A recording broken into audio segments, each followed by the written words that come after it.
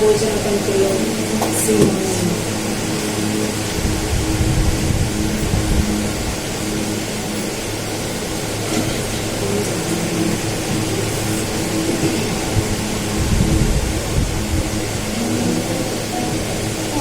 భోజన పంక్తిలో సీమోను ఇంటిలో అభిషేకం చేసింది ఒక రొట్టెలో.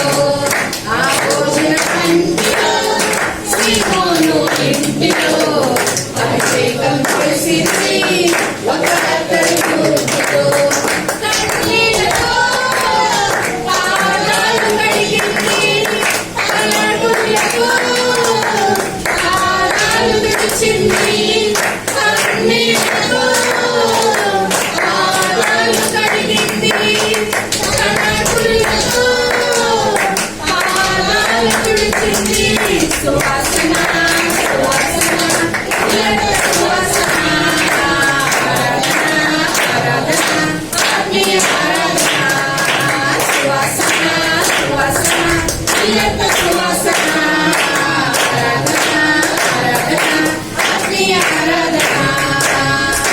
భోజన పంక్తిలో సీమోను ఇంటిలో అభిషేకం చేసింది ఒక రొట్టెల రొట్టెలో.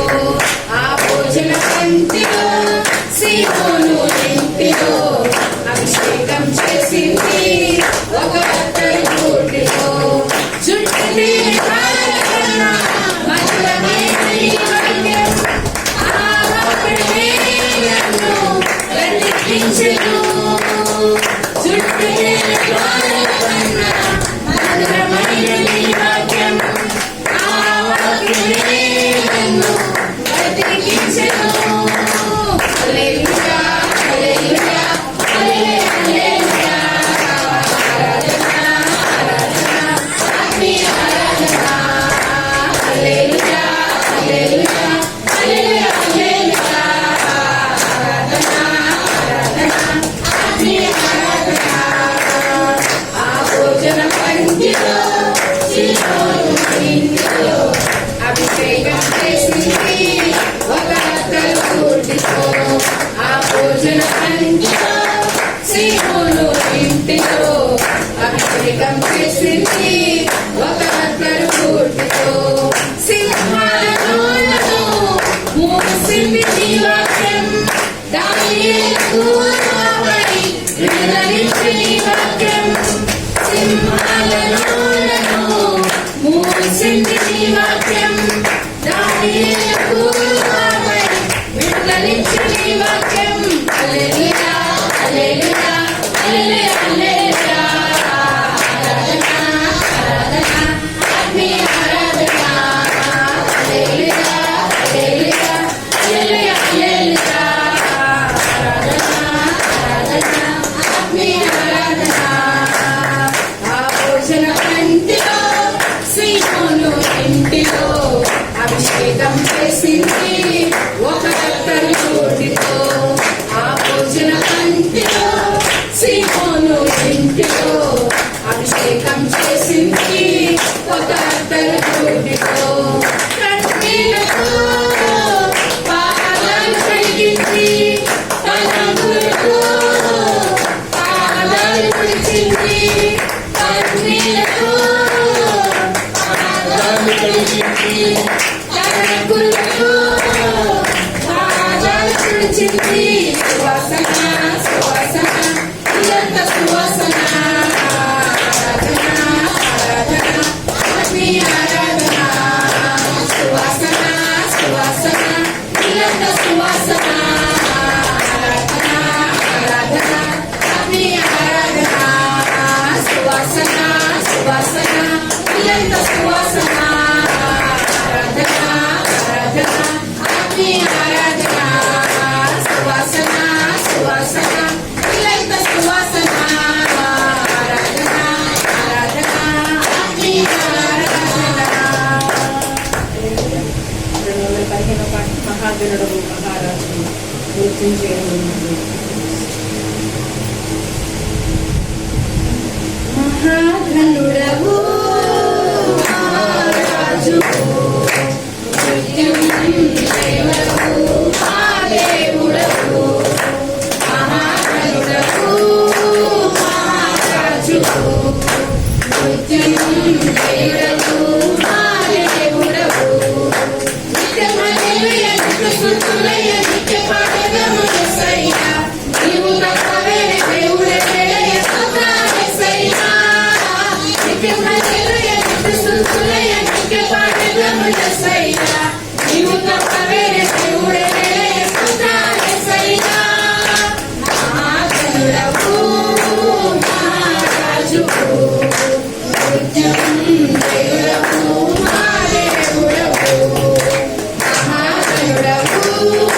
మహారాజువు మృత్యుంజయుడవు మా దేవుడవు అలసందాన్ని నీవు పాయలుగా చేసినావు అలయక అద్దరికి ఆనందముగా చేరినావు అలసందాన్ని నీవు పాయలుగా చేసినావు అలయక అద్దరికి ఆనందముగా చేరినావు శ్రమల ప్రవాహములో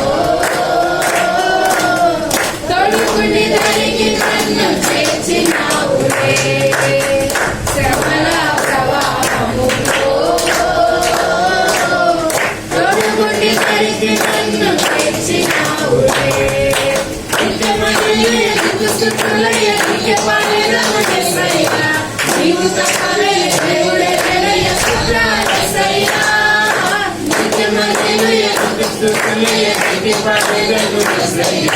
నీవు తప్పలే దేవుడే వెలయ స్తుతులయ్యా మహాజనుడవు మహారాజువు మృత్యుంజయుడవు మా దేవుడవు మహాజనుడవు మహారాజువు మృత్యుంజయుడవు మా దేవుడవు శూన్యములో నుండి సృష్టిని నీవు చేసినావు శూన్యమైన నా బ్రతుకును సౌందర్యముగా మార్చినావు శూన్యములో నుండి సృష్టిని నీవు చేసినావు శూన్యమైన నా బ్రతుకును సౌందర్యముగా మార్చినావు 10,000 మందిలో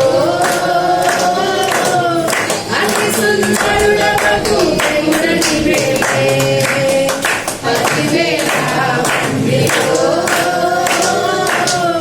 అతి సుందరుడవకు దేవుడ నీవేలే నిత్యమయ్యే స్తుతులయ్య నిత్యపాలెదము యేసయ్యా నీవు తప్పలే దేవుడే వెలయ స్తుతులయ్యా నిత్యమయ్యే స్తుతులయ్య నిత్యపాలెదము యేసయ్యా నీవు తప్పలే దేవుడే వెలయ స్తుతులయ్యా మహాజనుడవు మహారాజువు మృత్యుంజయుడవు మా దేవుడవు మహాజనుడవు మహారాజువు మృత్యుంజయుడవు మా దేవుడవు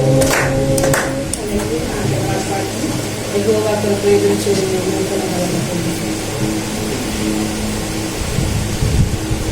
యెహోవా కొరకు ఎదురుచూడు నూతన బలము పొందెదము యెహోవా కొరకు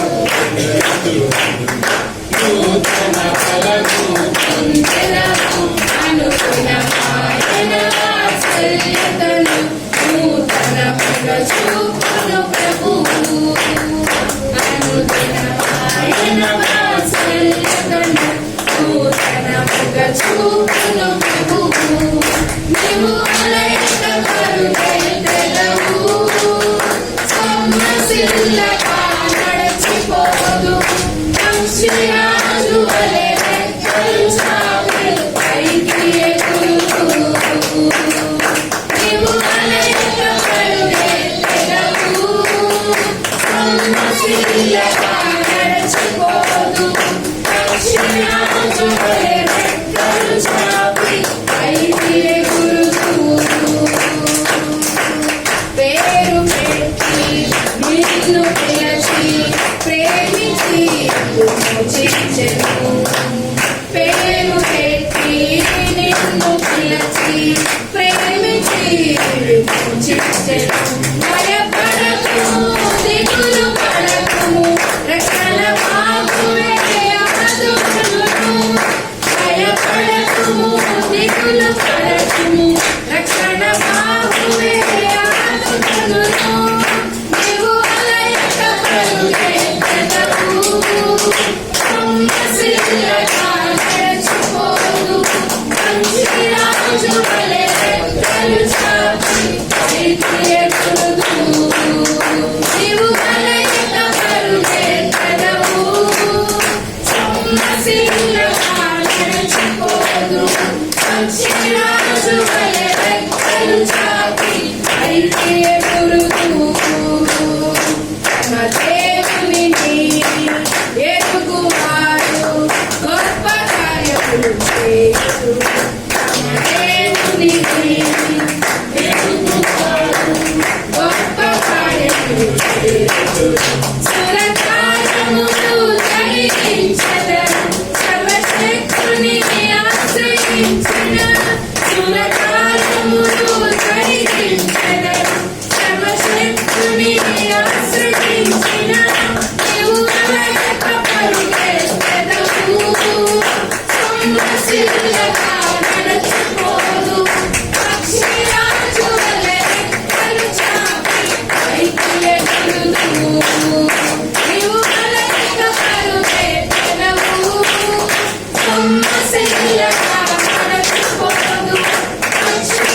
రాజు వలె రెక్కలు చాపి పైకి ఎగురుతూ యెహోవా కొరకు ఎదురు చూడు నూతన బలము పొందెదవు యెహోవా కొరకు ఎదురు చూడు నూతన బలము పొందెదవు అనుదిన ఆయన వాత్సల్యతను నూతనముగా చూపును ప్రభువు ఆయన వాత్సల్యతను నూతనముగా చూపును ప్రభువు నీవు అలయక పలుకెదవు సొమ్మసిల్లగా నడిచిపోదు మంచి రాజు వలె రెక్కలు చాపి పైకి ఎగురుతూ నీవు అలయక పలుకెదవు సొమ్మసిల్లగా నడిచిపోదు మంచి రాజు వలె రెక్కలు చాపి పైకి ఎగురుతూ నీవు అలయక పలుకెదవు సొమ్మసిల్లగా నడిచిపోదు మంచి రాజు వలె రెక్కలు చాపి పైకి ఎగురుతూ చేసుకున్న కొద్ది సమయాన్ని చేసిన మేలన్నీ స్తుతిద్దాం. ఆయన ఆరాధిద్దాం. ఇది దేవుడు మనకి సిద్ధపరిచిన సమయం, దేవుడు మనకి ఇచ్చిన సమయం. ఈ సమయంలో అనేక మంది గొప్పవారు ఉండగా, అనేక మంది ధనవంతులు, ఐశ్వర్యవంతులు, అనేక మంది గొప్ప గొప్ప వ్యక్తులు ఉన్నారు, బలవంతులు ఉన్నారు, జ్ఞానవంతులు ఉన్నారు. కానీ ఎటువంటి ఎన్నిక లేని మనకి దేవుడు మనకు అవకాశం ఇచ్చాడు. ఆయన ఆరాధించడానికి, ఆయన ధనపరచడానికి, తండ్రి అని పిలవటానికి, ఆయన కుమార్తెలుగా కుమారులు ఆయన రాజ్యవాసులుగా, ఆయన శాస్త్రంగా, ఆయన వారసులుగా మమ్మల్ని ఎంచుకున్నాం. కొద్ది సమయం ఆయన్ని ఆరాధిద్దాం. ఆయన చేసిన ప్రతి ఒక్క మేలుని జ్ఞాపకం చేసుకుని ఎన్నో ప్రమాదాలను మనల్ని కాపాడి తప్పించిన దేవుడు. అనేకమైన సమస్యలు ఉండొచ్చు ఈ లోకంలో ఉండగా, శరీరంతో మనం ఉన్నప్పుడు అనేకమైన సమస్యలు మన శరీరాన్ని తాకుతూ ఉంటాయి. కానీ ఏ కీడు మన దరి చేరకుండా కాచి కాపాడుతున్నదే అనేకమైన సమస్యలు. ఎందుకంటే ఈ సమయంలో అనేక మంది రోజున మృతులైపోయి ఉండగా, మృతుల సంఖ్యలో మనల్ని, మన కుటుంబాన్ని చేర్చలేకుండా కాపాడిన దేవుడు, గొప్ప దేవుడు, ఇశ్రాయేలుని కాపాడువాడు, కునుకడు నిద్రపోడని వాగ్దానం ఇచ్చిన దేవుడు. ఆ వాగ్దానాన్ని మన పట్ల అనుక్షణము నెరవేరుస్తున్న దేవుడు ఆయన. కాబట్టి వాగ్దానం నెరవేరుస్తున్న దేవుడిని స్తుతిద్దాం. హృదయపూర్వకంగా కృతజ్ఞతాస్తుతులు చెల్లించుకున్న గొప్ప దేవుడు, ఆశ్చర్యకర అద్భుతాలు చేసే దేవుడు. హృదయపూర్వకంగా, మనపూర్వకంగా, హృదయముతో ఆయన చేసిన మేలన్నింటిని బట్టి ఆయన కృతజ్ఞతాస్తుతులు చెల్లించుకుందాం. ఎందుకంటే మనం ఏమిగలవారు, ఏమిచ్చినా అది ఆయన మనకిచ్చింది. వేలాది నదులంత విస్తార తైలం ఆయనకి ఇచ్చినా కానీ ఆయన సంతోష పెట్టలేదు. అనేక వేల గొర్రె పొట్టేలను ఆయన కల్పించిన అవి కూడా ఆయన్ని ఆనందపరచలేవు. కానీ హృదయంతో ఎవరైతే ఆరాధిస్తారో, ఆత్మతో సత్యముతో ఎవరైతే ఆయన్ని వెంబడిస్తారో, స్తుతిస్తారో, అటువంటి వారి నిమిత్తం ఆయన కన్ను లోకమంతా వెతుకుతూ ఉన్నప్పుడు, ఇదిగో నేనున్నాను ప్రభువా నేను స్తుతించడానికి, ఇదిగో నేనున్నాను ప్రభువా నీ పట్ల కృతజ్ఞతతో, అయ్యా ఇదిగో నేనున్నానయ్యా నీ పాదాల చెత్త కనిపెట్టుకొని, అయ్యా నాతో మాట్లాడయ్యా, నన్ను దర్శించయ్యా, అయ్యా నన్ను నా బాధని తీర్చుదేవా, నాకు ఆదరణవు, ధైర్యం ఇవ్వని మనం అడుగుదాం. ఆయన్ని అడిగితే ఇచ్చే దేవుడు, మనల్ని బలపరిచే దేవుడు, మనల్ని పోషించే మన మంచి కాపరి ఆయన, మన కొరకు ప్రాణం పెట్టిన దేవుడు. కొద్ది సమయం ఆయన స్తుతించి ఆరాధించుకుందాం. హృదయంతో, పూర్ణాత్మతో, పూర్ణ మనస్సులతో ఆయన చేసిన మేలన్నింటినీ జ్ఞాపకం చేసుకుందాం. నోరు తెరిచి ఆయన్ని స్తుతిద్దాం. గొప్ప దేవుడా, సజీవుడా, నీకే వందనాలు చెల్లించుకుంటున్నాం. రాజాదిరాజా నీకే మహిమ. అవును తండ్రి, నా జీవితంలో, మా అందరి జీవితాల్లో దేవా అనేకమైన మేలు చేశారు తండ్రి. ఈ రోజున సజీవ లెక్కలో ఉన్నామంటే దేవా అది మీరు ఆయన చేసిన మేలు బట్టి మాత్రమే తండ్రి. ఈ రోజు మేము చూస్తున్నామంటే, సజీవ లెక్కలో ఉన్నామంటే మా గొప్పతనాన్ని బట్టి కాదయ్యా, మా నీతి కార్యాలను బట్టి కాదు తండ్రి. కేవలం ఉచితమైన కృపను బట్టి మరొక దినాన్ని మా జీవితాలు అనుగ్రహించావు దేవా. అయ్యా మీరు ఇచ్చిన ఈ దినం, మీరు ఏర్పాటు చేసిన ఈ దినం తండ్రి, మీ సన్నిధిలో నాయన ఉత్సాహంతో, సంతోషంతో, ఆత్మతో, సత్యములను ఆరాధించేవారు. అయ్యా నీ సన్నిధిలో మేము మీ పట్ల కృతజ్ఞత కలిగి నీ పాదాల చెంత కనిపెట్టుకుని ఉండే తల్లిదండ్రులు మాకు దయచేసి పరిశుద్ధ ఆత్మదేవ ఇక్కడ ప్రతి ఒక్కరిని మీరు దర్శించండి. జీవాధిపతి నీకే వందనాలు చెల్లించుకున్నాం. మీ సన్నిధిని మాతో ఉంచండి తల్లి. ఇంకా రావాల్సిన బిడ్డలు అనేక మంది ఉండగా అయ్యా మీ సన్నిధి రాగలిగే విధంగా సహాయం చేయ, వారికి ఎటువంటి ఆటంకాలు కలగకుండా తల్లి. అయ్యా మీరే వారికి మార్గాన్ని సరళం చేయమని వేడుకొచ్చున్నాం. నిన్నే ప్రేమింతును, నిన్నే ప్రేమింతును,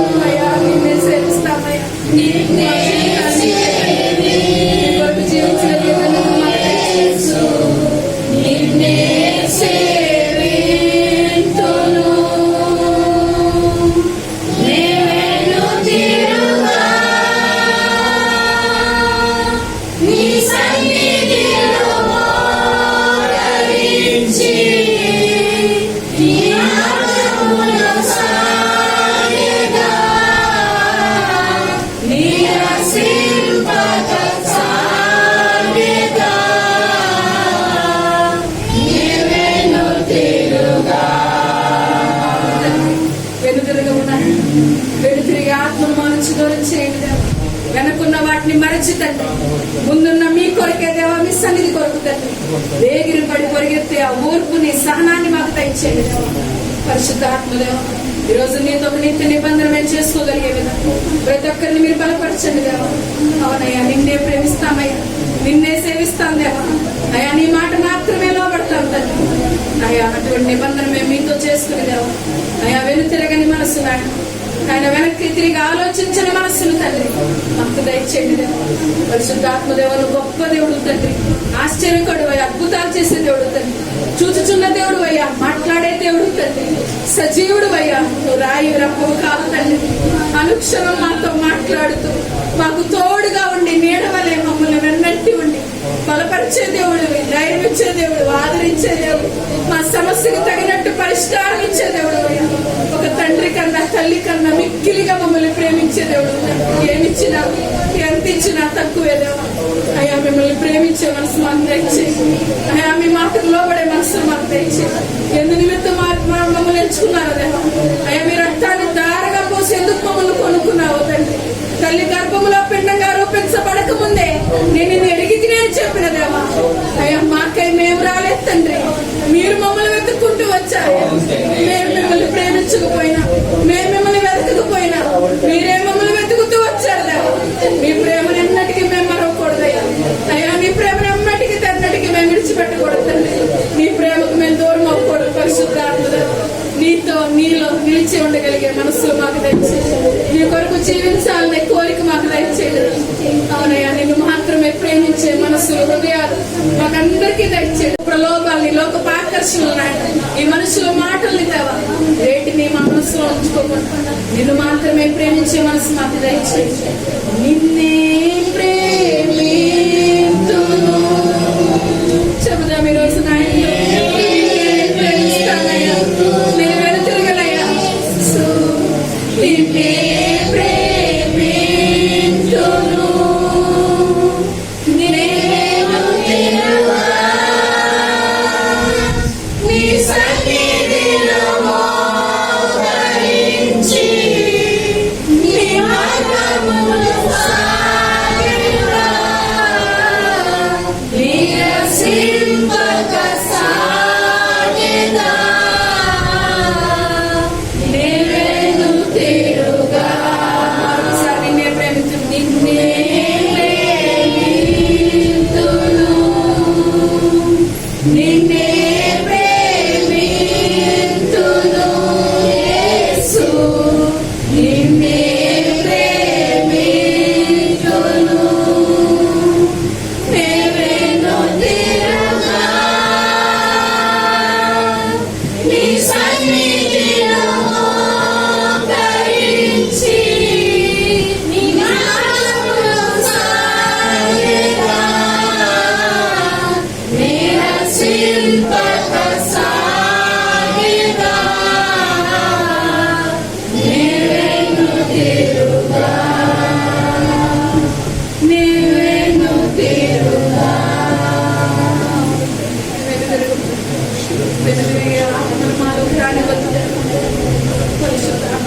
మమ్మల్ని బలపరచండి, మీ ఆత్మతో అభిషేకించండి. నూతన బలం తండ్రి, నూతన మనస్సు అయ్యా, నూతన హృదయాన్ని మాకు తెచ్చి నీ పట్ల మాకు నూతన ప్రేమను తెచ్చండి. ఎందుకంటే అనుదినము మా పట్ల మీకు నూతన వాత్సల్యత పుడుతుందంటున్నాను. అదేవిధంగా మీ పట్ల కూడా మాకు అనుదినము అనుక్షణం నూతనమైన ప్రేమ కలగాలి దేవా.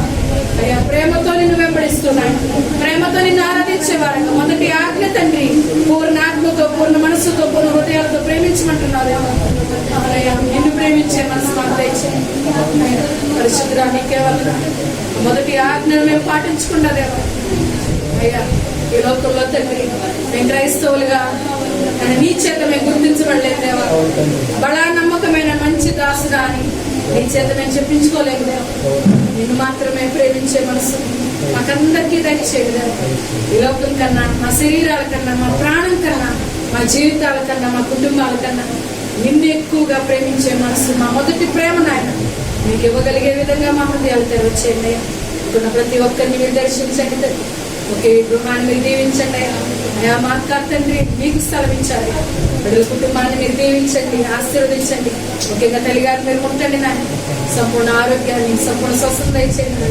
అక్కాలు నాయన గాయం త్వరగా మానిపోయిందండి. నడవగలిగే విధంగా మీ సన్నిధిలో బిడ్డ పరిగెట్టగలిగే విధంగా శక్తిని బలాన్ని తెచ్చండి. ముఖ్యంగా రాజమండ్రి సేవలు మీ చేతిలో పెట్టుకుంటాను. అయా సువార్త విత్తనాలు వెదజల్లడానికి మార్గాలు తెరవచ్చేయండి. మీరు మార్గం తెరవగా నాయన ఏ ఒక్కరు మోయలేరు దేవా. మీ మాటను పట్టుకుని వచ్చాం తండ్రి. పరిశుద్ధ ఆత్మదేవ ఎవరి నిమిత్తం మీరు పంపించారు నాయన, ఏ ఆత్మల నిమిత్తం తండ్రి మీరు మమ్మల్ని ఇక్కడ నడిపించారు దేవా. ఆత్మల యొద్దకు మమ్మల్ని నడిపించండి పరిశుద్ధ ఆత్మదేవ. నీ సన్నిధి, నీ ప్రేమ, నీ రుచి దేవా ప్రతి ఒక్కరు చూడగలగాలి తండ్రి. ప్రతి ఒక్క హృదయాన్ని మీరు తెరవచ్చారు. వచ్చిన ప్రతి ఒక్కరిని మీరు దర్శించండి నాయన. ఎంతో దూరం నుంచి బిడ్డలు వచ్చి ఉండగా దేవా మీరే ప్రతి ఒక్కరిని దర్శించమని వేడుకుంటున్నాను. జీవాధిపతి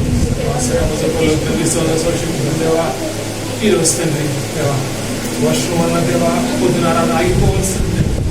కానీ దేవా పైన ఎటువంటి నీడ లేకుండా అక్కడ ఆలోచిస్తున్నాం పొద్దున పెట్టింది. గతించిన దేవా 3-4 వారాల నుంచి తండ్రి వర్షం లేకుండా ఎండ లేకుండా తండ్రి నేను పైన ఎటువంటి నీడ లేకపోతే పోయినా తండ్రి నువ్వు నీడగా ఉంచుతుంది జరిగిస్తున్నాం తండ్రి. మధ్యాహ్న ఆరాధన తండ్రి వర్షం వల్ల ఏ రకంగా ఆటంక పంచబడకుండా తండ్రి తండ్రి దాన్ని బట్టి దేవాన్ని తండ్రి నీ చిత్తం మాకు నెరవేరాలి తండ్రి. మా కష్టం తండ్రి ఫలించాలంటే తండ్రి, మా స్వార్థ ఫలించాలంటే తండ్రి, మా ప్రయాస ఫలించాలంటే తండ్రి ఖచ్చితంగా నీ యొక్క ఉద్దేశం నెరవేరాలి తండ్రి. నీ ఉద్దేశం నెరవేరేంత వరకు తండ్రి మేము నిరంతరంగా నిలబడగలగాలి పరిశుద్ధాత్మ తండ్రి. ఆత్మీయంగా నిలదొక్కుకుని తండ్రి క్రైస్తవ జీవితాలు ముందుకు సాగడానికి సాయం చేస్తుంది తండ్రి. ఇప్పుడు పాటలు అవుతుంది తండ్రి. దేవా వాక్య ద్వారా మీ నాతో తండ్రి మీకు ఉద్దేశాన్ని తండ్రి, మీ యొక్క ఖచ్చితమైన ప్రణాళికలు తండ్రి, మర్మాలతో మీరు మాట్లాడుతుంది. ఆ మర్మాలు మాకు అర్థమయ్యేలా తండ్రి మీరు విశదీకరించి చెప్పు దేవా. ఇంకా ఆత్మీయంగా ఒకరు ముందుకు వేయడానికి అవకాశాన్ని దయచేస్తున్నారు. తండ్రి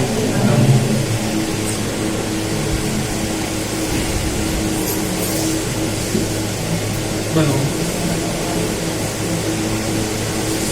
ఈరోజు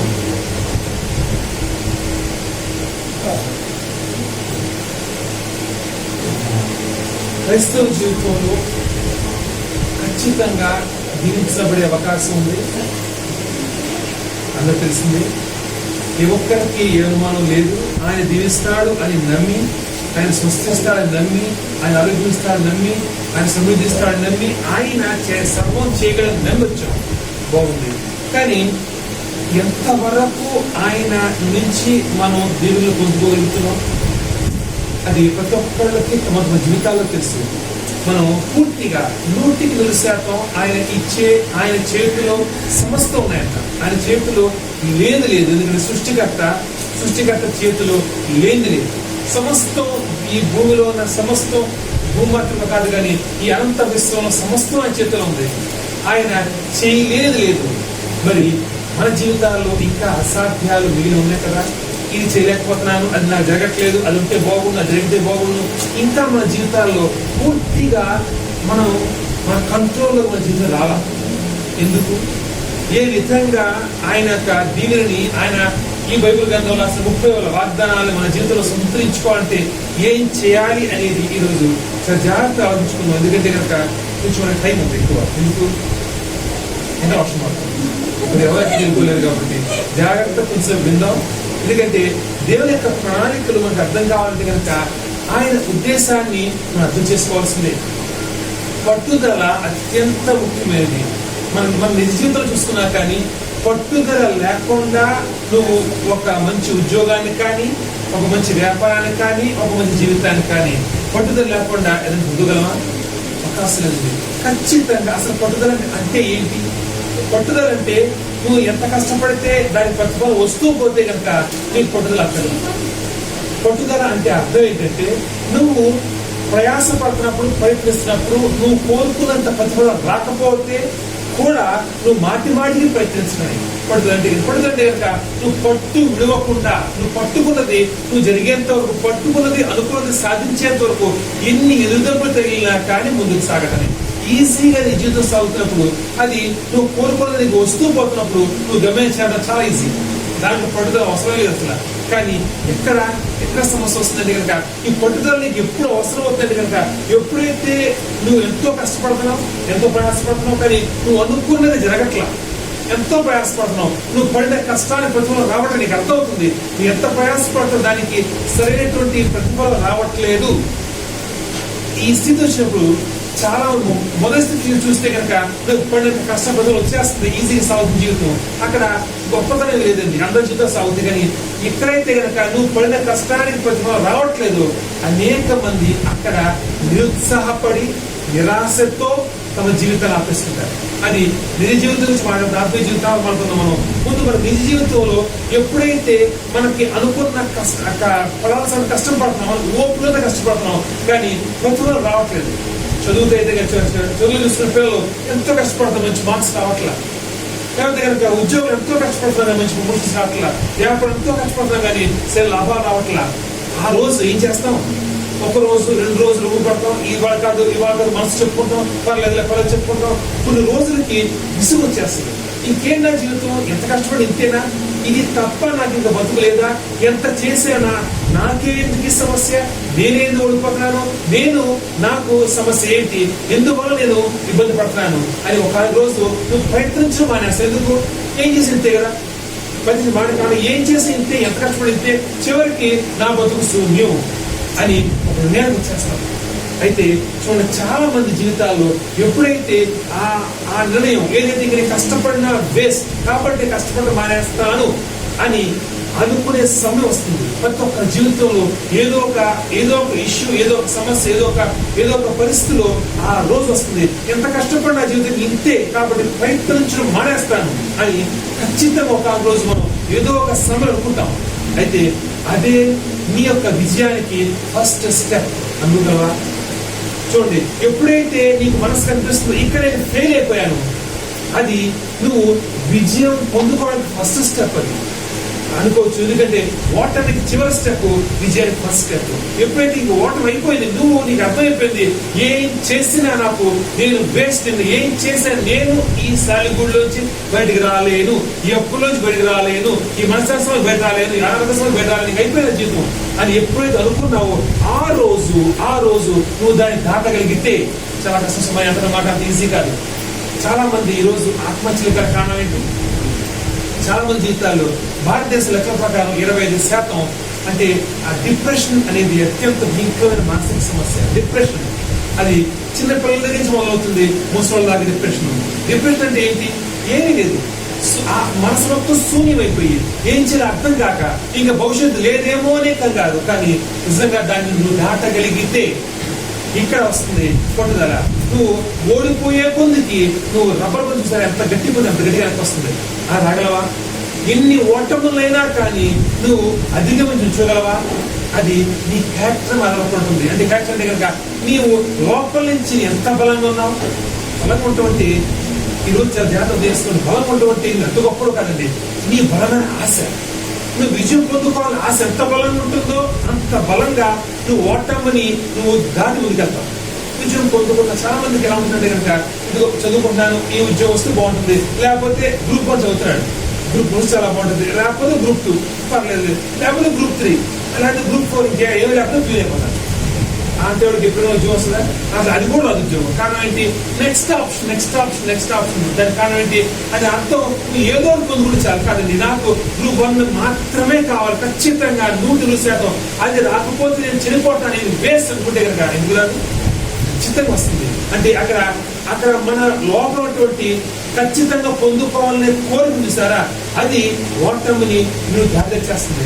ఎన్నిసార్లు ఓడిపోయినా కానీ నీకు లోపల నుంచి ఒక మాట వస్తుంది, ఏం పర్లేదు, మరొకసారి ప్రయత్నించు. చాలా మంది మనం చూస్తుంటాం, పెద్ద కార్లు లేదు కనుక ఆ పెద్ద ఉన్నత స్థితిలో ఉన్నప్పుడు వాళ్ళు చూసి అనుకుంటాం వెళ్ళిపోయారని. ఎప్పుడు వాళ్ళ జీవితాలను మీరు దగ్గర చూస్తే కనుక అది ఒక సేవకుడు అవ్వచ్చు, ఒక ప్రైమ్ మినిస్టర్ అవ్వచ్చు, ఒక పెద్ద విద్యావేత్త అవ్వచ్చు, ఒక ఇండస్ట్రీ అవ్వచ్చు, ఎవరు కూడా ఈజీగా ఎవరికి విజయాలు రావు. ఖచ్చితంగా అపజయం వెనకాలే విజయం ఉంటుంది. అపజయం లేకుండా విజయం 100% వచ్చే అవకాశం లేదు. ఎందుకంటే చెప్పమంటారా, ఒకవేళ వస్తే కనుక అపజయం లేక రుచి వస్తే కనుక దాన్ని పడేసుకుంటాం. ఎందుకంటే నీకు దాని యొక్క విలువ తెలియదు. ఈజీగా చూడండి, ఈజీకి మీకు లక్షలు ఇస్తే కనుక దాన్ని ఈజీగా ఖర్చు పెట్టేసుకుంటారు. కానీ ఆ లక్ష రూపాయల గురించి నువ్వు ఒక సంవత్సరం ఎంతో కష్టపడి సంపాదిస్తే కదా దాన్ని ఒక రూపాయి ఖర్చు పెట్టి ఎంతో జాగ్రత్తగా దాన్ని చూస్తాం. వ్యత్యాసం ఉంది. అంటే ఖచ్చితంగా విజయానికి రావాలంటే అపజయాన్ని దాటవలసిందే. ఈరోజు చూసుకున్నాం ఏ విధంగా ఇక్కడ నేను శారీరకంగా చెప్తున్నాను, పట్టుదల ఎంత ముఖ్యమో. పట్టుదల లేకుండా నీ జీవితంలో సెటిల్ అయ్యే, నీ జీవితంలో అభివృద్ధి చెందే అవకాశం శూన్యం. మరి అటువంటిది ఆత్మీయంగా దేవుని సందులో నువ్వు పట్టుదల ఎలా ప్రదర్శించాలి చూసుకుందాం మనం. ఎందుకంటే కనుక ఈరోజు చెప్పే వాక్యంలో ఉదాహరణ సాదృశ్యాత్మకత జాగ్రత్త అర్థం చేసుకోండి. లూకా సువార్త 18వ అధ్యాయం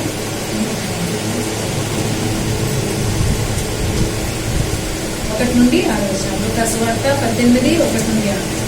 వారు విసుకక నిత్యము ప్రార్థన చేయుచుండవలననుటకు ఆయన వారితో ఈ ఉపమానము చెప్పెను. దేవునికి భయపడకయు మనుష్యులను లక్ష్య పెట్టకయు ఉండు ఒక న్యాయాధిపతి ఒక పట్టణంలో ఉండెను. ఆ పట్టణంలో ఒక విధవరాలును ఉండెను. ఆమె అతని యొద్దకు తరచుగా వచ్చి నా ప్రతివాదికిని నాకును న్యాయం తీర్చుమని అడుగుచూ వచ్చెను. గాని అతడు కొంతకాలము ఒప్పకపోయాను. తర్వాత అతడు నేను దేవునికి భయపడకయు మనుష్యుల్ని లక్ష్య పెట్టకయు నినను ఈ విధవరాలను తొందర పెట్టుచున్నది గనుక ఆమె మాటి మాటికి వచ్చి గోజాడుకుంటున్నట్లు ఆమెకు న్యాయం తీర్చునని తనలో తాను అనుకునేను. మరియు ప్రభు ఇట్లనెను, అన్యాయస్తులైన ఆ న్యాయాధిపతి చెప్పిన మాట వినుడి. దేవుడు తాను ఏర్పరచుకున్న వారు దివారాత్రులు తన గురించి మొరపెట్టుకొనుచుండగా వారికి న్యాయము తీర్చడా? ఇక్కడ యేసుక్రీస్తు ఉపమానం అంటే ఉపమానానికి అర్థమైన ఒక ఎగ్జాంపుల్, మనకి అర్థమయ్యే భాషలో ఒక ఎగ్జాంపుల్ చెప్తున్నాడు ఆయన. అయితే దీనికి ఇది అందరూ తెలిసిన ఉపమానం, అందరూ తెలిసింది, చాలా చదువుగా వీళ్ళతో వాక్యం ఉంటారు. కానీ దీంట్లో ఒక ట్విస్ట్. ఇక్కడ అన్యాయస్థ న్యాయాధిపతి ఒక పేద విధవరాలు మధ్య జరిగే ఆ కాన్వర్జేషన్ జరిగే సంఘటన సన్నివేశం. అంటే దీంట్లో ట్విస్ట్ ఏంటంటే ఇక్కడ అన్యాయస్థ న్యాయాధిపతిని నువ్వు దేవునిగా ఊహించుకుంటే ఇప్పుడు చాలా జాగ్రత్త ఆలోచించండి. ఎందుకు ఆ మాట చెప్తాను, తర్వాత లాస్ట్ చెప్తాను మీకు. ఇక్కడ అన్యాయస్థ న్యాయాధిపతిగా దేవుని పెట్టుకుని చూడండి. ఇప్పుడు నువ్వు ఎందుకు అన్యాయస్తుడు? నువ్వు అనుకున్న అన్యాయస్తుడు ఎందుకు ప్రాణం చేస్తే పెట్టాడు. చాలా మంది ఆలోచించుకోండి, దేవుడు చేయట్లేదు కాబట్టి ఆయన న్యాయస్థ అనుకున్నాం. అన్యాయస్థ న్యాయాధిపతి ఆయన నువ్వు చేసే ప్రార్థన అంగీకరించట్లేదు, నువ్వు కోరిక అడిగితే చేయట్లేదు, నీ యొక్క కష్టాన్ని భక్తి అని చూడట్లేదు. చాలా మంది కంప్లైంట్ ఇది. అయితే ఈ రోజు ఆయన్ని అన్యాయస్తుడే అనుకున్నాం, నిజమే అన్యాయస్థ న్యాయాధిపతి. ఇప్పుడు ఆ పేద విధవరాలు అంటే ఇక్కడ 3 రకాల కేటగిరీస్ చెప్పు. మొదటిగా పేదరికం అంటే ధనం లేదు, ఏ రకంగా ఆ యొక్క న్యాయాధిపతికి ఏ అంశం లేదు, ఏ రకంగా ఇన్ఫ్లుయెన్స్ లేదు. రెండోదిగా విధవరాలంటే వెనక ముందు ఎవరు లేనప్పుడు ఏ రకంగా మంది మార్గం లేదు, ఏ రకంగా ఆ యొక్క న్యాయాధిపతిని ఇన్ఫ్లుయెన్స్ చేయలేదు, నాకు న్యాయం చేయాల్సిందే బలవంతం చేయలేదు, ఏ ఆధారం లేనంటే ఆ విధవరాలు. ఇప్పుడు మనం చూస్తే కనుక మన స్థితి దేవుణ్ణి ఏ విధంగా దేవుడి నుంచి దేవుని పొందుకోలేని స్థితి. అడగలం ఈ స్థితి తీసుకుంటాం లేకపోలేదు, అయిపోయింది. కానీ అనుకుంటే నేను దీన్ని ప్లాన్ చేస్తాను, భక్తి చేస్తాను, ఎంతో కష్టపడ్డాను, కానీ ఆయన నాకు చేయట్లేదు. కంప్లైంట్ ఉంది, బాగుంది. ఆ కంప్లైంట్ ఆయన తప్పేం కాదు, లాస్ట్ చెప్పుకోదు, ఎందుకు కంప్లైంట్ చెప్తున్నాను నేను, బాగుంది. ఇప్పుడు ఆ న్యాయాధిపతి దగ్గరికి ఆ విధంగా వెళ్ళినప్పుడు ఏ ఉద్దేశం ఉంటుంది? చేయండి, చేస్తే ఆయన చేశాడు, లేకపోతే లేదులే అనే ఉద్దేశంతో వెళ్తుందా? ఎందుకంటే కనుక ఆ ఊరు మొత్తం పేరు ఉందంట అతనికి. ఏమని? ఎట్టి పరిస్థితుల్లో డబ్బులు తీసుకోకుండా, ఎట్టి పరిస్థితులు ఇన్ఫ్లుయెన్స్ లేక న్యాయం చేయడు, ఎట్టి పరిస్థితులు సాయం చేయడు అని పక్కా ముద్ర ఉన్నప్పుడు నీకు తెలిసింది. ఒక దగ్గర వెళ్ళాలన్నప్పుడు అతని దగ్గరికి ఎలా వెళ్ళాలో కలుపుకుంటూ ముందు అతని దగ్గరికి ఖచ్చితంగా డబ్బులు ఇవ్వాలి. నీకు తెలిసింది, నీ డబ్బులే ఉన్నప్పుడు వెళ్ళటం వేస్ట్, మాటలు పట్టడం తప్ప. కానీ ఆ విధాలు ఏ ఉద్దేశం వెళ్ళింది ఆలోచించండి. డబ్బులు ఇవ్వడానికి ఏమీ లేవు, కానీ నమ్మకంతో వెళ్ళింది. ఏ నమ్మకంతో? ఖచ్చితంగా నాకు ఆయన న్యాయం చేస్తాడు. ఎలా చేస్తాడు? నేను ఆధారం ఉందా? ఎట్టి పరిస్థితుల్లో న్యాయం చేయడు. అసలు లోపల ప్రతి ఒక్కరు చెప్తున్నారు ఆయన పేరే, అతని పేరు చెప్తున్నారు అన్యాయస్థ న్యాయాధిపతి. ఎట్టి పరిస్థితులు న్యాయం చేసే ఉద్దేశం అలవాటు లేని, దేవుడికి కూడా భయపడిని న్యాయపతి అంట. ఇప్పుడు దేవుడికి కూడా భయపడిన ఉద్దేశం అయితే కనుక నీవేమో న్యాయం ఉన్నా చేయడు ఆయన. మరి ఎంత ఉపయోగం ఉంది? కానీ అటువంటి న్యాయాధిపతి దగ్గరికి ఎలా వెళ్ళింది ఆవిడ? ఖచ్చితంగా నాకు న్యాయం చేస్తాడు అని నమ్మకం లేకుండా వెళ్ళే అవకాశం లేదు.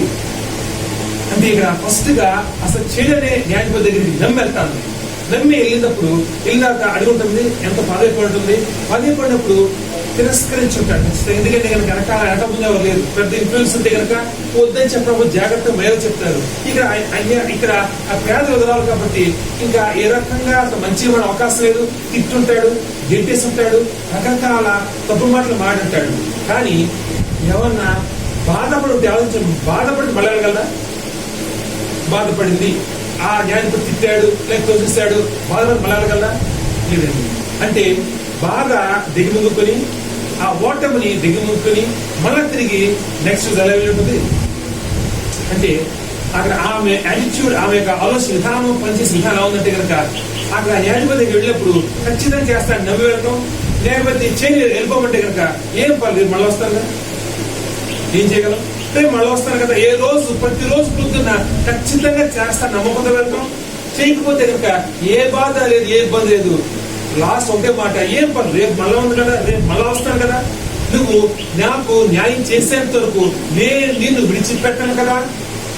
అంటే ఇక్కడ అక్కడ న్యాయాధిపతి న్యాయాధిపతిగా దేవుడిని పెట్టుకుందాం. ఇప్పుడు ఆలోచించండి, ఎక్కడ తప్పు ఎవరు దేవుడిగా మాట. ఇక నువ్వు పట్టుదల కలిగి దేవుడు చెయ్యట్లేదు అనుకుందాం. నిజమే, దేవుడు అన్యాయిస్తాడు, నీకు చెయ్యట్లేదు, నీ ప్రాంతం గుర్తించలేదు, భక్తి గుర్తించలేదు, నేను పక్కన పెట్టేస్తాడు, నీకన్నా ఇంకా ఆ తప్పు భక్తి చేసిన దివ్య అంతా బాగుంది. ఇప్పుడు అక్కడ పెట్టుకో. ఆ న్యాయాధిపతి దగ్గరికి ఆ స్త్రీ ప్రతిరోజు ఏ నమ్మకం ఖచ్చితంగా చేస్తాను, పూర్తి నమ్మకంతో, ఏ మాత్రం నమ్మకం వ్యత్యాసం తప్పుని వెళ్ళలేదండి. ఇంకా నమ్మకం లేకపోతే కనుక ఇంత చేసిన చేయడమోలే అని విడిచిపెట్టేసి, కానీ నమ్మకంతో వెళ్తుంది. కానీ తిట్టినప్పుడు వచ్చేస్తుంది నమ్మకం ఏంటి, మళ్ళా రేపు వెళ్తాను. ఇన్నిసార్లు వెళ్ళడం కారణం ఏంటి, ఆడుకు నమ్మకం ఉంది. ఖచ్చితంగా ఈయన చేసి తీరుతాడు, ఎవరేమన్నా నాకు పర్లేదు కానీ ఈయన నాకు చేస్తాడు, ఖచ్చితంగా నమ్మకం. ఆ నమ్మకం ఉంది కాబట్టి పట్టుదలతో ఎన్నిసార్లు అయినా కానీ, ఎన్నిసార్లు ఆయన తిరస్కరించినా కానీ ఖచ్చితంగా వెళ్తుంది. అంటే ఇక్కడ తప్పు ఎక్కడ వస్తుంది, తప్పు నీలో నాలో వస్తుంది. ఆయన నిజమే, ఆయన నీకు ఇవ్వడం ఇష్టమే అనుకుందాం, ఆయన చిత్తాన్ని సైతం దాటి అని ఇవ్వగలడు. చాలా మందికి ఉన్నటువంటి ఒక ఆలోచన ఏంటి కనుక, అడుగుతున్నాను ఆయన ఇష్టం, ఆయన నచ్చి చేస్తే లేకపోతే లేదు, అంతగా నేను ఏం చేయగలుగుతున్నాను కాదండి. ఆయన నచ్చందు కూడా నీకు ఆయన చేయడానికి ఆయన సిద్ధంగా ఉన్నాడు. కానీ నువ్వు అడిగే విధానం మార్చుకుంటుంది. నువ్వు ఆయన్ని, ఎందుకంటే కనుక ఇక్కడ తండ్రి కొడుకు మధ్య ఆ యొక్క సంబంధమే దేవుడికి మనకి మధ్య సంబంధం. నీ తండ్రికి నీకు ఒక వస్తువు ఒకటి ఇష్టం లేకపోవచ్చు ఒక్కోసారి, కానీ నువ్వు ఖచ్చితంగా బలవంతంగా నాకు కావాల్సిన అడిగితే కనుక ఇవ్వడా, ఇస్తాడు ఖచ్చితంగా. నువ్వు అడిగే విధానం ఉంది, నీకు పట్టుదల ఉంది. నువ్వు పట్టుదల ఎప్పుడైతే విడిచిపెట్టేసి, ఎప్పుడైతే ఇంకా ఈయన చేయలే, ఇంకా నాకు ఇంతేలే అని పక్కన వెళ్ళిపోతే కనుక ఎప్పటికీ నువ్వు పొందుకునే అవకాశం లేదేమో. ఇక అన్యాయస్తుడే అనుకుందాం, న్యాయపతి ఆ దేవుడు న్యాయస్తుడు అనుకుందాం. కానీ ఆ స్త్రీ ఏ విధంగా అయితే కనుక ప్రతిరోజు అనుకుంటుంది, రేపు ఉంది, రేపు అడుగుతాను, ఇల్లు అడుగుతాను, అడుగుతాను, కానీ అడగటం మాత్రం మాను, నేను ప్రార్థన చేయడం మాత్రం మాను. పట్టుదలతో కూడిన ప్రార్థన ఎంత మంచి జరుగుతున్నావు. ప్రార్థనలో వ్యత్యాసం ఉంది. చేశానా ప్రార్థన ఎటువంటిదంటే కనుక దేవుడికి నీకు మధ్య ఒక లింక్ లాంటిది, ఒక ఫోన్ లింక్ లాంటిది. ఎటువంటిదంటే కనుక నువ్వు వాక్యం వింటాం, వాక్యం చదువుతాం, ఇది దేవుడి నుంచి తెలుసుకుని దేవునితో మాట్లాడే సమయం.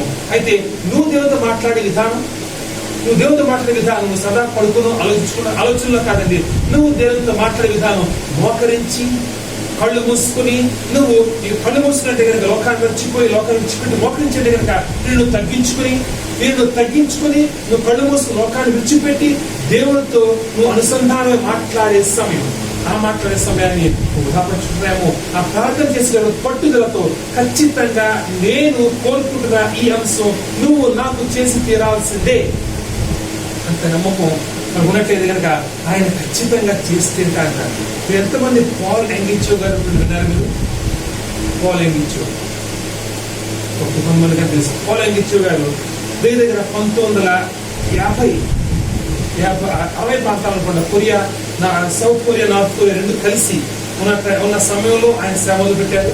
ఆయన సేవ మొదలుపెట్టినటువంటి మొదటి దినాల్లో ఆయన భార్య కన్నా అత్తగారు ఎక్కువ సపోర్ట్ చేసిన అత్తగారు ఆయన కలిసి ఆల్మోస్ట్ మొదలు పెట్టారు.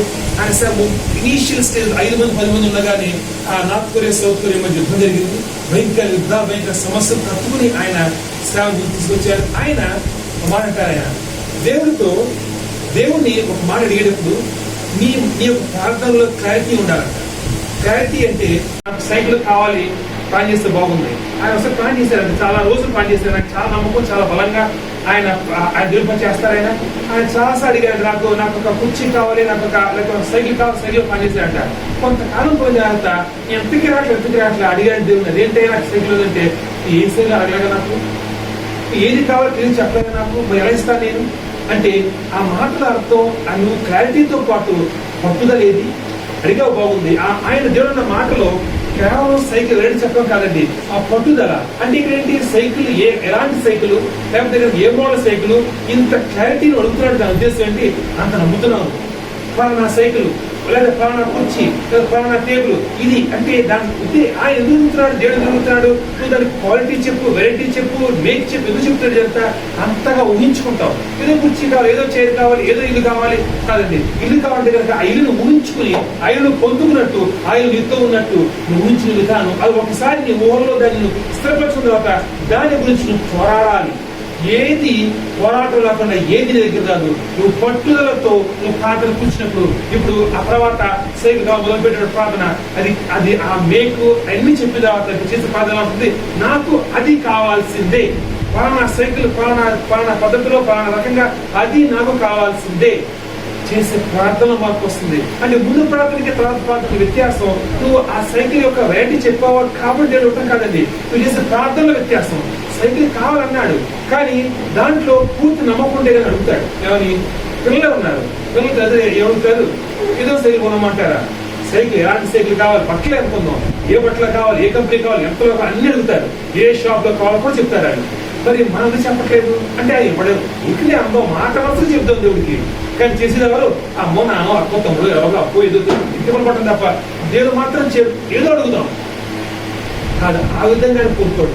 నువ్వు ఆయన అడిగినప్పుడు ఖచ్చితంగా చేస్తాడని నమ్మి, రెండవదిగా ఆయన అడిగినప్పుడు అడిగినది నువ్వు నిశ్చయించుకుని ఇది నాకు కావాలని నిర్ధారించుకున్న తర్వాత అది నువ్వు పొందుకునేంత వరకు, అది నీకు దొరికేంత వరకు పట్టుదలతో పట్టు విడవకుండా ఆయన నీకు ఇచ్చేంత వరకు ప్రార్థన చేయాలని కోరుకుంటాడు. ఆయన పట్టుదల కావాలి, నీ ప్రార్థనలో పట్టుదల కావాలి, నువ్వు చేసే కొత్త పనుల్లో పట్టుదల కావాలి. పట్టుదల లేకపోతే కనుక ఆయన నీకు ఏదీ చేయలేడు. నువ్వు సమస్యలు ఇబ్బందులు చనిపోయే ముందు నీకు ఏదన్నా బతికించగలేమో, కానీ నువ్వు దీవెన పొందుకోవాలంటే మాత్రం నీ దీవెని నువ్వు కొనుక్కోవాలి. అది డబ్బులతో కాదు కానీ నీకు పట్టుదలతో కొనుక్కోవాలి. ఖచ్చితంగా అది వచ్చేంత వరకు నువ్వు ప్రయాసపడాలి. అయితే ఇంకొక ప్రశ్న చెప్పి ముగించుకుందామా. ఒక ఉదాహరణ, మత్తయి సువార్త 15వ అధ్యాయం 21 నుండి 28 వచనం. మత్తయి 15. ఇందాక న్యాయాధిపతిగా దేవుడు ఎందుకు చిత్రీకరించాడు అనేది అర్థమవుతుంది. యేసు అక్కడి నుండి బయలుదేరి తూరు సీదోనుల ప్రాంతములకు వెళ్ళగా, ఇదిగో ఆ ప్రాంతముల నుండి కనాను స్త్రీ ఒకటి వచ్చి, ప్రభువా, దావీదు కుమారుడా, నన్ను కరుణింపుము, నా కుమార్తె దయ్యము పట్టి బహుబాధపడుచున్నదని కేకలు వేసింది.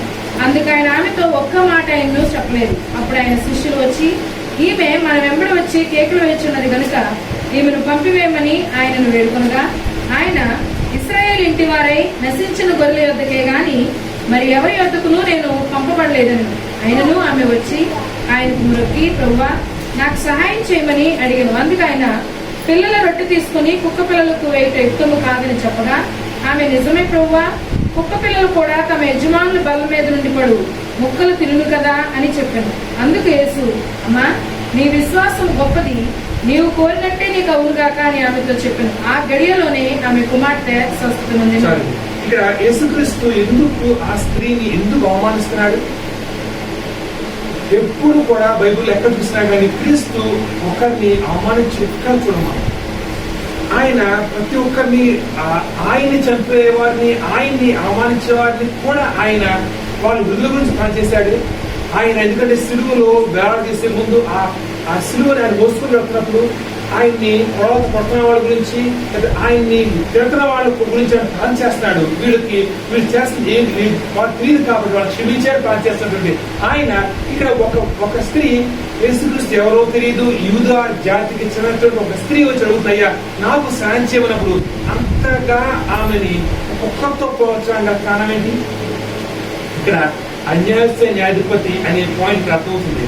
ఆయన ఒక్కొక్కసారి అన్యాయస్థ న్యాయాధిపతిగా నీ జీవితంలో వస్తాడు. ఎందుకు వస్తాడు? ఆ స్త్రీని అంతగా ఆ స్త్రీ ఖచ్చితంగా విడుదల పొందుకునే హక్కు ఉంది, దేవునికి విడుదల పొందుకునే హక్కు ఉంది. కానీ ఆవిడ ప్రార్థనలకి ఆవిడ మాటకి దేవుడు ఇవ్వట్లేదు. ఎందుకు ఇవ్వట్లేదు? ఒక్కొక్కసారి మనకేవాడు. ఎందుకంటే కనుక కేవలం ఆయన అన్యాయస్తుడిగా నీ జీవితంలో నీ ముందు నిలబడటానికి గల కారణం నువ్వు పరీక్ష ఎంతవరకు నిలబడతావు, ఎంతవరకు నమ్ముతున్నావు. ఆ స్త్రీ ఎంత నమ్మింది? ఏమంటున్నాడు? అసలు నీకు ఇవ్వాల్సిన అవసరం ఉంది అంటే కుక్కతో పోల్చినప్పుడు అంటుంది పర్లేదయ్యా, అయినా కానీ ఆ యజమాని బలం నుంచి పడే రొట్టు ముక్కల్ని కుక్కలు తిప్పగలయ్యా అంటే ఎంతగా తగ్గించుకుని ఒకే కాదు. ఇక్కడ ఖచ్చితంగా ఏంటి? రొట్టు ముక్కలు పడినా ఎలాగైనా నువ్వు ఏమన్నా చెప్పు, నాకు మాత్రం ఇచ్చి తీరు, ఏమైనా చెయ్యి, నాకు మాత్రం ఇచ్చి తీరు అంటే దేవుడు అటువంటి నమ్మకాన్ని కోరుకుంటాడు మన దగ్గర నుంచి. ఖచ్చితంగా నువ్వు దేవుని వెళ్ళకు ఆయన నాకు ఎందుకు చేయడు? ఇప్పుడు అనుమానం వచ్చిందా? నువ్వు ప్రార్థనకు నువ్వు మోకరించే ముందు ఆయన నేను అడిగే ఈ సమస్యని ఆయన చూస్తాడు కదా, నా బాధ చూస్తాడు కదా, మరి ఎందుకు చేయండి నాకు? ఖచ్చితంగా చేస్తాడు. అయితే ఎందుకు చేయో తెలుసుకో. ఈరోజు ఎందుకు చేయడం కనుక నువ్వు పట్టుదలతో అడగట్లేదు ఆయన్ని. అడిగి ఆయన చేయడేమోలే, ఇంతేనేమో నా జీవితం అని నువ్వే ఓటమిని అంగీకరిస్తున్నావు. అపవాది లక్షణం అది. అపవాది కోరుకునేది నువ్వు ఓటమిని అంగీకరించడం కాదు. నీ తండ్రి చేతిలో సమస్తం ఉన్నాయి, నువ్వు ఎందుకు వస్తు పడుకోవాలి? నీ తండ్రి చేతిలో అన్ని ఉన్నాయి, నీ చేతిలో తినడానికి బోళాహారం ఉంది. నీ కూతురు కొడుకు నేను అడగకుండా ఆ పస్తు పడుకుంటే నీకు ఎలా ఉంటుంది? ఖచ్చితంగా అడిగి పొందుకోవాలనుకుంటున్నాడు. ఆయన ఒక్కొక్కసారి మన జీవితంలో అన్యాయస్తుడిగా వస్తున్నాడు, దిగి వస్తున్నాడు. అది కేవలం పరీక్షించడానికి. చాలా మంది చేసిన ప్రార్థనలు, చాలా మంది యొక్క విజ్ఞాపనలు మనకు ఒక్కొక్కసారి నెరవేరవు. కానీ ఎందుకు అనే విషయం అర్థం చేసుకోండి. ఆయన చేయటం ఇష్టం లేక కాదు, కానీ నిన్ను పరీక్షించే ఉద్దేశంతో. ఎందుకంటే కనుక ఆ స్త్రీ మరొకసారి దేవుడికి అవసరం వస్తే కనుక ఇంత సమస్య అక్కర్లేదు. ఎందుకంటే కనుక పూర్తి నమ్మకం ఆ స్త్రీకి ఎలా పొందుకోవాలో తెలుసు. దేవుడికి ఎందుకు చేయడు? ఆయన ఏమన్నా కానీ ఏం చేసినా కానీ నాతో మాత్రం ఆయన దీవించుకుని పక్క వెళ్ళలేడు.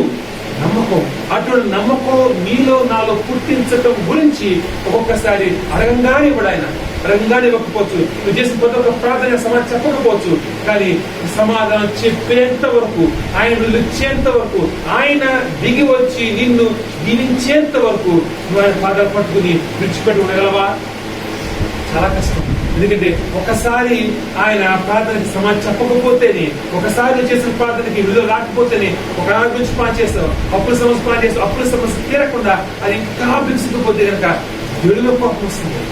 కానీ ఎప్పుడైనా ఎందుకు అది విచారిపోయినా ఒక అప్పు సమస్య వచ్చుద్దాం, అప్పు సమస్య 1 లక్ష రూపాయలు 10 లక్షలు కట్టాలి, అది అప్పుల సమస్య గురించి బాగా పని చేసి ఉపవాసం పని మొగ్గు పని దేవుడు అది పాస్టర్ చెప్పి విధంగా పని అన్ని చేసావు. కానీ తీరినప్పుడు అది ఇంకా మురిగిపోతున్నప్పుడు నీకు చాలా బాధ వస్తుంది, చాలా కోపం వస్తుంది. ఈ కోపం వచ్చి ఫస్ట్ చేసిన పని ఏంటి? కోపం వచ్చింది, అప్పుల సమస్య తీరలేదు, అప్పుల ఇంకా బలంగా బిగుసుకుపోతుంది. నీకు కోపం వస్తే ఫస్ట్ చేసేది ఏంటి? బైబిల్ చెప్పాను, దేవుడు వదిలేస్తావు, తెచ్చి మానేస్తావు, కొద్దిగా అంతా కొద్దిగా పాస్టర్ చెప్తావు, అంతే కదా, ఏం చేయలేము. కానీ అసలు తప్పక జరిగింది ఆలోచిస్తామా? దేవుడు అంటుంది ఏంటి? అప్పుడు ఇప్పుడు పిలుస్తాను, ఇప్పుడు 1 లక్ష ఇచ్చేస్తాను, పోనీ నెక్స్ట్ టైం మన 10 లక్షలకి అప్పు గ్యారంటీ ఏంటి? నువ్వే తండ్రివి, నీ కొడుకే అప్పు చేశాడు, నీ కొడుకు వచ్చి అమ్మ 10 లక్ష అమ్మ అంటే కనుక ఒకసారి ఇచ్చావు, మళ్ళీ చేసి లాస్ట్ ఏమంటావు? ఈసారి ఇబ్బంది రావట్లేదు. ఎందుకు? అసలు సమస్య తెలుసుకో. ఇవ్వకపోతే కనుక అమ్మ తప్పు కాదు, అది ఎందుకు ఇవ్వట్లేదు తెలుసుకోకపోవడం నీ తప్పు. ఆయన తప్పు నాది అని నువ్వు తెలుసుకున్న రోజు నీకు వెంటనే విడుదలిస్తాడు. కానీ ఆయన్నే పక్కనెట్టేస్తాం. ఎందుకు మన జీవితంలో విడుదల రావట్లేదు, మన పాటకి సమయం ఎందుకు రావట్లేదు? ఆయన ఎందుకు నిన్ను పరీక్షిస్తున్నాడు? నీ నమ్మకాన్ని పెంచడానికి ఎందుకు పరీక్షిస్తున్నాడు? నీ తప్పులు తెలుసుకోవడానికి ఎందుకు పరీక్షిస్తున్నాడు? మరొకసారి ఆ తప్పులో ఆ సమస్యలో పడిపోకుండా ఉండటం నిమిత్తం నిన్ను పరీక్షిస్తున్నాడు. ఎందుకు ఆయన్ను అన్యాయం అనుకుంటున్నావు? ఆయన అంటాడు, ఆయన న్యాయవంతుడిని, ఎట్టి పరిస్థితుల్లో నా నుంచి న్యాయం మాత్రమే జరుగుతుంది అని గ్యారంటీ ఇస్తున్నాడు. నువ్వు చేసిన ప్రతి ఒక్క పని ఆయన జీవగంలో రాసుకుంటా అంట. నువ్వు ఎంత చేస్తే, ఎంత కన్నీరు కాడిస్తే కొంత కన్నీటి బొట్టిన కవిలు దాచుకుంటా అంట. ఎక్కడా నీ ప్రార్థన, నీ యొక్క పని, దేవుని గురించి చేసిన ఏ ఒక్క పని వృధా కాదు. ఒక గ్యారంటీ. నువ్వు క్రైస్తవుడు అయితే కనుక ఈ మాట ఖచ్చితంగా నువ్వు దేవుని గురించి చేసిన ఏ ఒక్క పనిని ఆయన ఎప్పుడు ఆయన విడిచిపెట్టడం మర్చిపోడు. అది భర్త అయితే, భార్య, లేకపోతే బిడ్డలైతే, తల్లిదండ్రులైతే మనం చేసిన కష్టాన్ని మర్చిపోవచ్చేమో. నువ్వు ఎంత కష్టపడి, ఎంత ప్రేమించినా ఆ ప్రేమ మర్చిపోవచ్చేమో. కానీ దేవుడు మాత్రం నువ్వు ఏమి చేసినా దేవుడి గురించి అన్ని ఆయన జీవగ్రంథంలో రాసి పెట్టుకుంటాడు. ఆయన మర్చిపోయే అవకాశం లేదు. మరి అటువంటి దేవుడు ఒక్కొక్కసారి నీకు చేయకపోతే కనుక నువ్వు ఆయన తిరస్కరించాల్సింది. ఎందుకు నాకు జరుగుతుంది? పట్టుదలతో ఆలోచించు. పట్టుదలతో ఒకసారి నువ్వు ఫెయిల్ అయితే కనుక వెనక ఆలోచించాల్సింది ఏంటి? ముందుగా వెళ్ళటం కాదండి. మొదటిసారి ఎందుకు ఫెయిల్ అయిపోయా తెలుసుకో. మొదటిసారి ఎందుకు నేను ఆ విజయం పొందుకొని తెలుసుకో. మరొకసారి ప్రయత్నించు. మరొకసారి కూడా ఫెయిల్ అయిపోతే కనుక రెండోసారి చేసిన తప్పులు తెలుసుకో. ఒక్కొక్కటి రాసుకొని తెలుసుకుని నువ్వు మరొకసారి విజయం పొందుకునేందుకు నువ్వు ప్రయత్నిస్తే కనుక ఎట్టి పరిస్థితుల్లో 100% చెప్పగలను, విజయం గ్యారంటీగా వస్తుంది. కానీ అపజయం వస్తుందంటే దానికి ఒకే ఒక్క మాట, నువ్వు దేవుణ్ణి పూర్తిగా నమ్మలేదు కాబట్టి. ఈ ప్రక్రియలో ఎక్కడో చోట దేవుడు విడిచిపెట్టిస్తావు కాబట్టి విజయం ఆయన ఇవ్వలేడేమో, ఇంకా నా జీవితం అంతేనేమో అని నిరాశ నీ జీవితంలో ప్రవేశించింది. అది అపవాది యొక్క ఫలం. నిరాశ ప్రవేశించడం ఎంత కష్టమైనా రావచ్చు, ఎంత ఇబ్బంది రావచ్చు. కష్టాలు, ఇబ్బందులు ఆ శరీరంతో అందరికి వస్తాయి. కానీ విజయం మాత్రం గ్యారంటీగా ఇవ్వగలైనా. అటువంటి విజయాన్ని పొందుకోవాలి. కనుక మనం చేయవలసినటువంటి ఒకే పని, మనం పట్టు విడిచిపెట్టకుండా మనం ఏదైతే పొందుకోవాలని ఆశిస్తున్నామో, ఏదైతే మన జీవితంలో రావాలనుకుంటున్నామో, ఏ విడుదలైతే పొందుకోవాలనుకుంటున్నామో అది మనకు వచ్చేంత వరకు నువ్వు మోకాళ్ళ నుంచి లెగవకుండా పనిచేయగలవా? మోకాళ్ళ ప్రార్థన దేవుణ్ణి నీతో అనుసంధానం చేసేది. నీలో ఉన్నటువంటి కొత్త బాధ, కొత్త ఇబ్బంది, కోపం అన్ని పోవటానికి గల ఏకైక మార్గం మోకాళ్ళ ప్రార్థన. నువ్వు మోకాళ్ళ మీదకి దిగినట్లయితే కనుక దేవుడు నీ దగ్గర దిగి రాబోతున్నాడు. నువ్వు పట్టుదలతో ఆగకుండా, విడిచిపెట్టకుండా నువ్వు చేసే ప్రార్థన చాలా ముఖ్యం, చాలా కావాలని. ప్రార్థన అనేది నువ్వు అడిగే నీ కోరికలు మాత్రమే కాదండి. ప్రార్థన అనేది నీ ఒప్పుకోలు కూడా, నువ్వు చేసే కొత్త ఒప్పుకోవడం కూడా, నువ్వు రేపు ఏం చేయాలి కోరుకుంటే ప్రతి ఒక్కటి నీ తండ్రితో మాట్లాడిన ప్రార్థన. నాకు ఇది కావాలి, నాకు ఇచ్చే అని ఒక పైపై మాటలు కాదు, పొడుపు మాటలు కాదండి. నీ హృదయంలో నుంచి మాట్లాడే మాటలు. ప్రార్థన అంటే కనుక ఎక్కడో కంఠం పెట్టేది, ఎక్కడ నేర్చుకోదు కాదండి. నీ హృదయంలో నుంచి నువ్వు నీ తండ్రితో మాట్లాడేది. అయ్యా, నేను చేసిన తప్పు ఇది, దాన్ని క్షమించు, నేను చేయాలనుకుంటున్నాను, ఎందుకు చేయాలనుకుంటున్నాను, ప్రతి ఒక్కటి నీ తండ్రితో నువ్వు హృదయం విప్పి మాట్లాడతానని కోరుకుంటున్నాడు. అది ఒకసారి కాదు, 2 సార్లు కాదు. నువ్వు అది పొందుకునేంత వరకు నువ్వు నమ్మాయి. ఈ రోజు నువ్వు పట్టుదలతో ముందుకు సాగితే కనుక ఈ లోపల సాధించలేదు లేదు. ఆత్మీయ జీవితంలో అసాధ్యం అనేది ఎట్టి పరిస్థితులు లేదండి. అసాధ్యం అనేది ఉన్నట్లయితే కనుక 2000 సంవత్సరాల క్రితం చాలా మంది, నేను ఆ దేవుడు ఎన్నో వాళ్ళకి చాలా మంది చెప్పేవాడు. నేను 2000 సంవత్సరాల క్రితం ఒక వ్యక్తి, ఎటువంటి ఎన్నిక లేని ఒక వడ్రంగి వాడు, ఎటువంటి చదువు లేని ఒక వడ్రంగి వాడు చెప్పినటువంటి కొన్ని సూక్తులు. బైబిల్ అనేది మొత్తం మొత్తం కొన్ని మాటలు, ఒక వడ్రంగి వాడు, ఏ చదువు లేనటువంటి విద్యలేని పాముడు చెప్పినటువంటి కొన్ని మాటలు, అది కూడా 3.5 సంవత్సరాలు కొంతమంది పోగేసి చెప్పిన కొన్ని మాటలు. మరి ఆ మాటల్లో కనుక జీవం లేకపోతే కనుక 2000 సంవత్సరాల తర్వాత చూస్తే కనుక ఇప్పుడు కొన్ని కోట్ల మంది ఆ వడ్రంగి వాడు చెప్పినటువంటి మాటలు వినటం గురించి కొన్ని కోట్ల మంది పెట్టినారు. దగ్గర బైబిల్ కాలేజీకి దగ్గర 9 సంవత్సరాలు చదువుతున్నారు. ఆ వడ్రంగి వాడు చెప్పిన కొన్ని రోజులు చెప్పిన కొన్ని మాటలు నేర్చుకోవడం గురించి. ఎలా అది? ఖచ్చితంగా ఆ మాటల్లో జీవం ఉంది. ఖచ్చితంగా ఆయన 100% మనకి సమస్తం చేయగల నేర్పరి ఒక్కటే. ఆయన మనం అర్థం చేసుకోలేకపోతున్నాం. ఆయన మనకి ఇవ్వదలుచుకున్నా కానీ ఆ పద్ధతి మనకు అర్థం కావట్లేదు. ఒకటే పద్ధతి, నువ్వు ఆయన నీకు ఇచ్చేంత వరకు ఖచ్చితంగా ఇస్తాను వాగ్దానం చేస్తాడు అంటాడు. వాగ్దానం చేసిన తర్వాత ఆయన తప్పుడు అడుగు కాదంట. ఆయన ఎట్టి పరిస్థితుల్లో ఆయన అన్నది చేసి తీరుతాడు. ఆయన మరి ఆయన చేసేంత వరకు ఆగు. ఆయన చేసేంత వరకు ఆగని నిలబడడం కాదు, ఆగండి ఆయన మొఖాల మీద ఆగు. అది చేసేంత వరకు విడిచిపెట్టకుండా, ఆగిపోకుండా, నిరుత్సాహపడకుండా, ఓటమి అంగీకరించకుండా పోరాడుతూ ఉంటే కనుక విజయం ఖచ్చితంగా మనం పొందుకోబోతున్నాం, విజయం రుచి చూడబోతున్నాం. కానీ ఈరోజు ఒక్కటే మాట, అపవాది నీకు చెప్పే ఒక్క మాట మర్చిపో. ఏం చేయలేవు, నువ్వు చేయలేవు, నువ్వు చేయలేవు, నువ్వు చేయలేవు, ఒక్క మాట అదొక్కడిని మర్చిపోతే కనుక విజయం నీతో ఉంది. ప్రతి రోజు ప్రతి నిమిషం ప్రతి ఒక్క స్నేహితుల ద్వారా, బంధుమిత్రుల ద్వారా, భార్య భర్త ప్రతి ఒక్కరికి చెప్పినప్పుడే నువ్వు చేయలేవు, విడిచిపెట్టిన చేయలేవు కదా. ఉద్యోగం, వ్యాపారం, లేకపోతే కనుక ఒక ఏదైనా కానీ యోగుతో భార్య చెప్తుంది, ఈ రోజు నువ్వు దేవుని దూషించి నువ్వు చనిపో, నువ్వు ఫెయిల్ అయిపోయావు, విడిచిపెట్టే. అపవాది నీకు చెప్పే ప్రతి రోజు ప్రతి ఒక్క పరిస్థితిలో చెప్పిన ఒకటే, నువ్వు ఏమీ చేయలేవు, విడిచిపెట్టే. కాదండి, దేవుడు నీకు చెప్పిన ఒకటే, విడిచిపెట్టద్దు. నువ్వు విజయం పొందుకునేంత నువ్వు మొదలు పెట్టింది విడిచిపెట్టద్దు. ఖచ్చితంగా 100% దేవుడు నీకు సాయం చేయగలడు. నమ్మకాన్ని కాపాడుకో, ఆయన విజయాన్ని పొందుకుందాం. పైన స్మరించుకున్నాను. ప్రార్థన సకలమైన అవసరం రూపంలో తండ్రి, సౌరశక్తి దేవా, వ్యాపారం చూసుకుంటాం తండ్రి. ఈ వాక్యం తండ్రి ఎవరికో కాదు తండ్రి, నాకే తండ్రి. అవును దేవా, రాబోయే రోజుల్లో తండ్రి అనేక ప్రాంతాల్లో తండ్రి సేవలు మొదలు పెట్టవలసి ఉండగా తండ్రి దేవా, అపజయం ఖచ్చితంగా వెన్నంటే ఉంటుంది తండ్రి. విజయం కనుక అపజయం కాల విజయం తండ్రి రెండు దేవ దోబూజులాడుతూ ఉంటాయి తండ్రి దేవా. అది ఏదైనా తండ్రి, ఎటువంటి ప్రెషర్స్ వచ్చినా తండ్రి, ఎటువంటి ఇబ్బందులు వచ్చినా తండ్రి దేవా, ఎటువంటి వైఫల్యాలు వచ్చినా తండ్రి అపజయం ఎన్నిసార్లు దేవా తలుపు నా తండ్రి దేవా. ఎప్పుడు మీ జాగ్రత్తగా తలుపు తీస్తే తండ్రి, ఓర్పుతో తలుపు తీస్తే తండ్రి దేవా, లేకపోతే ఓర్పుతో తలుపు కొట్టినప్పుడు తండ్రి దేవా 99 అపజయాలు తండ్రి, కానీ ఒక విజయం మాత్రం దాగి ఉంటుంది దేవా. 100 డోర్స్ లో తండ్రి దేవా, ఆ యొక్క విజయం ఒక దగ్గర దాగి ఉంటుంది. అది మొదటి డోర్ అవ్వచ్చు దేవా, 100వ డోర్ అవ్వచ్చు తండ్రి. కానీ దేవా ఓర్పుతో తండ్రి 100 డోర్లు కొట్టినప్పుడు తండ్రి విజయం గ్యారంటీగా రాబోతుంది తండ్రి దేవా. మీరు తండ్రి రాజమండ్రి దేవా మాటగా చెప్పవుతుంది దేవా, ఎటువంటి అపజయాన్నైనా తిరుగుతున్నామో అని ఎటువంటి ఇబ్బంది అయినా కష్టాలైనా తప్పుడు సిద్ధంలో పశుతాదేవా. ఎందుకంటే దేవా మీ యొక్క ప్రణాళిక ముందు తండ్రి అపవాది ప్రచాసి ఖచ్చితంగా అపవాది ప్రణాళికని, అపవాది యొక్క ఆ ప్లాన్ ని జయించిన వాడే తండ్రి దేవా. మీ సరిలో ముందుకు సాగాలి తండ్రి. కానీ అపవాదికి లోబడిపోయేట్లేదు తండ్రి. వ్యక్తి పరిస్థితుల్లో ఎక్కడ ఉండి కూడా మీరు జీవం సాధించలేకపోతారు.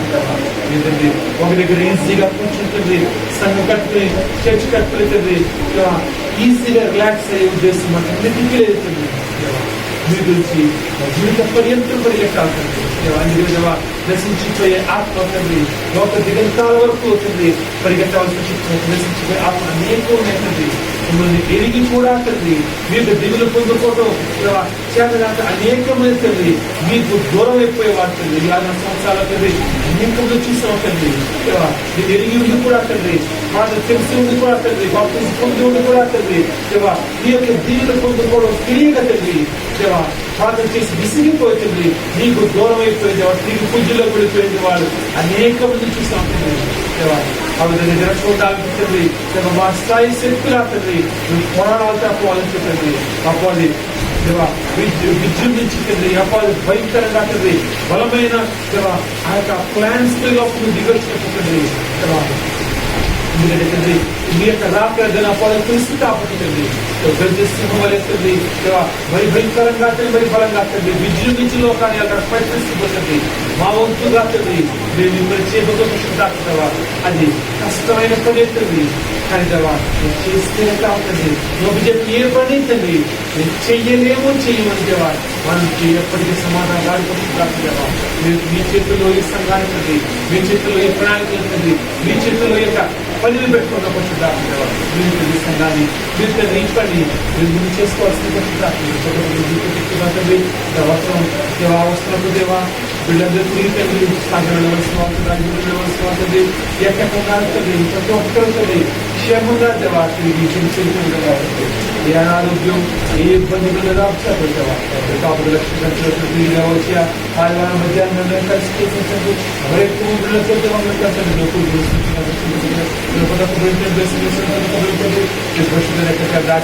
కాపాల్సిందిగా చేసుకోవాల్సిన